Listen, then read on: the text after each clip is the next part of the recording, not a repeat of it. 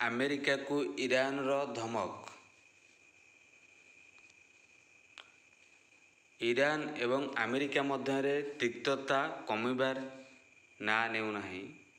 ଆମେରିକାର ଆକ୍ରମଣରେ commander general Qasem ସୁଲେମାନିଙ୍କ ମୃତ୍ୟୁ ପରେ ଇରାନ ପ୍ରତିଶୋଧ ପରାୟଣ ହୋଇଯାଇଛି। ଏନେଇ ଇରାନ ଆମେରିକାକୁ ଧମକ ଦେଇଛି। ଇସଲାମିକ ରିଭଲ୍ୟୁସନାରୀ ଗାର୍ଡ କ୍ରପ୍ସ ଫୋର୍ସର deputy commander Mohammad Reza Falahzadeh ସୁଲେମାନିଙ୍କ ମୃତ୍ୟୁର ପ୍ରତିଶୋଧ ନେବାକୁ ଆମେରିକାକୁ ଧମକ ଦେଇଛି ଇରାନ।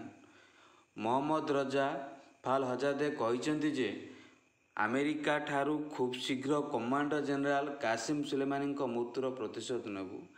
ଇରାନ ସେନାର ହାଇକମାଣ୍ଡ କହିଛନ୍ତି ଯେ ଇରାନ କମାଣ୍ଡର ଏବଂ ସୈନ୍ୟଙ୍କ ହତ୍ୟା ତେହେରାନକୁ ପଛରେ ହଟାଇ ପାରିବ ନାହିଁ କି ଲକ୍ଷ୍ୟଭ୍ରଷ୍ଟ କରିପାରିବ ନାହିଁ। ଚଳିତ ବର୍ଷ ଜାନୁଆରୀରେ ଆମେରିକା ଇରାନର ଜେନେରାଲ କାସିମ ସୁଲେମାନଙ୍କୁ ହତ୍ୟା କରିଥିଲା। ବାସ୍ତବରେ ବାଗଦାଦ ବିମାନ ବନ୍ଦର ଛାଡ଼ିବା ପରେ ଆମେରିକାରେ ଡ୍ରୋନ୍ କାସିମ ସୁଲେମାନ କାରକୁ କ୍ଷେପଣାସ୍ତ୍ରରେ ଉଡ଼ାଇ ଦେଇଥିଲା।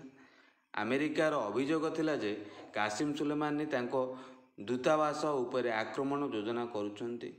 ଏହାକୁ କେନ୍ଦ୍ର କରି ଆମେରିକା ଏଭଳି ପଦକ୍ଷେପ ନେଇଥିଲା।